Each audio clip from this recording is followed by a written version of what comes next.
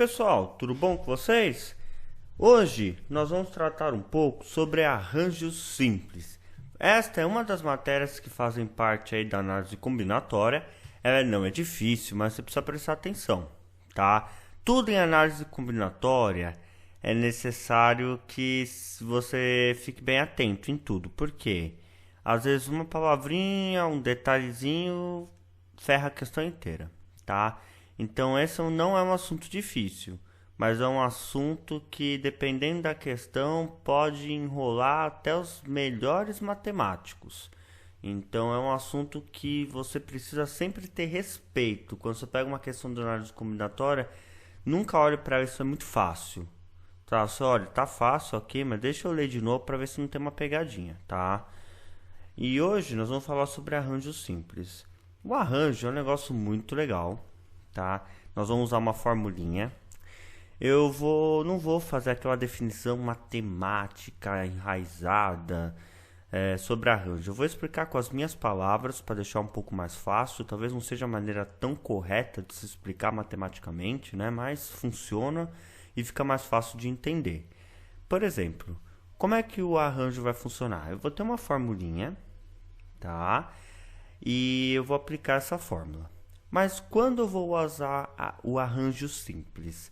Quando a ordem importa. Grave isso. Quando a ordem importa. Não se esqueça disso. Quando a ordem importa. Você vai usar o quê? Arranjo simples. Tá?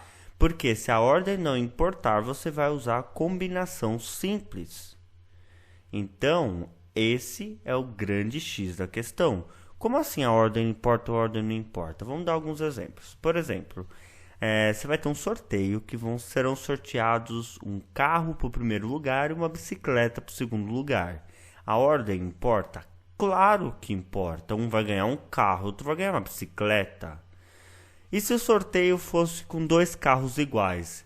Muda alguma coisa se é ser o primeiro a ser sorteado ou o segundo? Não, vocês vão ganhar o mesmo carro, então a ordem não importa.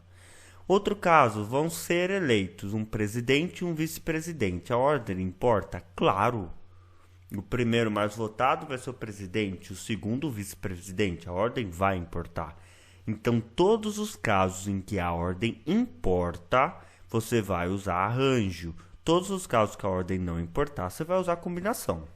Tá? Muito bem. Como é que vai funcionar esse arranjo?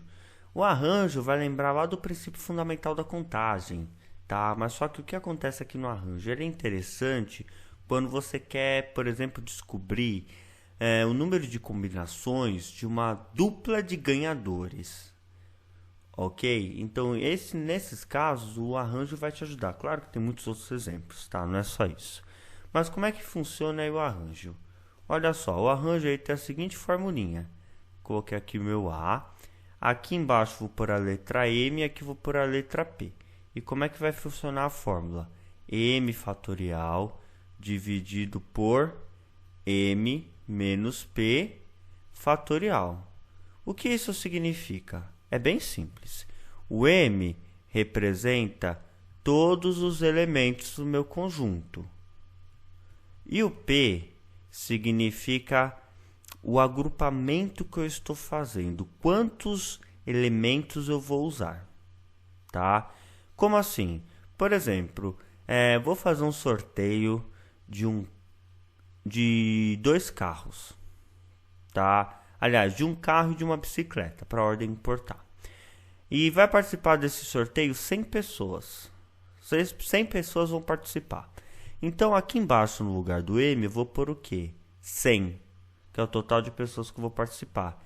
E aqui no lugar do P, é o conjunto que eu estou analisando. Eu estou analisando dois ganhadores. Então, quantas combinações de duplas de ganhadores vão ter? Então, esse vai ser o meu P, tá? Por exemplo, se eu tivesse aqui um conjunto A, e nesse conjunto A eu tivesse os elementos 1, 2, 3 e 4, e eu quisesse saber, olha, eu vou agrupar meus elementos de 2 em 2. Tá? Quantas combinações eu consigo fazer? A ordem vai importar? Sim. Neste caso, eu estou te dizendo que a ordem importa, tá? Tem exercício que você vai ter que deduzir se a ordem importa ou não, e tem exercício que ele vai te falar a ordem importa, porque olha só, quando eu misturar 1 e o 2, fica 12, se eu misturo 2 e 1, fica 21. Tá? Aqui eu vou estar formando números de 2 algarismos. Pode haver casos que o problema vai falar para você a ordem não importa, então acabou o fim, você faz como a ordem não importa. Então, olha só. Como aplicaria a minha formulinha? Eu ia ficar aqui. Eu colocaria o A. Qual é o total de elementos? 4. Põe embaixo. Eu vou agrupar de enquanto em quanto? De 2 em 2. Eu ponho em cima. Tá? Como é que eu leio isso aqui? É um arranjo de 4 elementos tomados 2 a 2. É isso mesmo que você ouviu. Tomados 2 a 2. Por que tomados? Boa pergunta. Enfim. Não me pergunte por quê, que eu também não sei porque usam essa palavra tomados. Eu acho muito feia essa palavra, mas tá valendo. Então, o que eu vou fazer? Eu vou substituir os dados, ó. O 4 não está no lugar do m. Então, onde tem 4, m eu vou pôr o 4. Então, aqui está m fatorial, eu vou pôr o quê? 4 fatorial. Aqui vai estar m menos p. Vai ficar o quê? 4 menos 2 fatorial. Observe que, primeiro, você vai utilizar aqui a parte de dentro para resolver. Primeiro você começa a resolver aí pela parte de dentro. Então vai ficar 4 menos 2. Quanto que é 4 menos 2? 2. Ótimo. Então em cima vai ficar 4 fatorial dividido por 4 menos 2, que vai dar 2. Aí o 2 está dentro do parênteses, eu só tirei o parênteses e vou manter aqui o fatorial. Então ficou 4 fatorial dividido por 2 fatorial. Aplicando a técnica da aula passada, fica 4 vezes 3 vezes 2 fatorial dividido por 2 fatorial, corto, isso vai dar 4 vezes 3, que é igual a 12. Existem 12 combinações possíveis. Olha só, vamos ver se isso é de fato real? Então eu quero agrupar de 2 em 2 elementos, né? Eu vou chamar aqui o meu subconjunto, que é um conjunto gerado a partir desse. Eu vou aqui colocar para ele ser representado pela letra B, tá bom? E aí, como ficaria? Nossa, a pior chave do mundo. Aquele desenho medonho aqui, mas tudo bem. Vou colocar aqui. Como ficaria? Vamos agrupar, ó. Ficaria 1, 2. Opa, vírgula no lugar errado.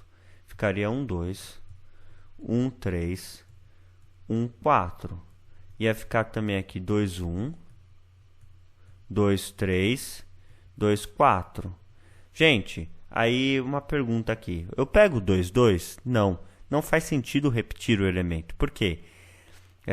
Eu vou pegar um elemento aqui do conjunto e agrupar com mais um. Você está vendo 2, número 2 aqui para poder agrupar? Não, você está vendo um só. Então, eu não posso repetir, porque você só tem um elemento. Não tem como você usar ele duas vezes, tá?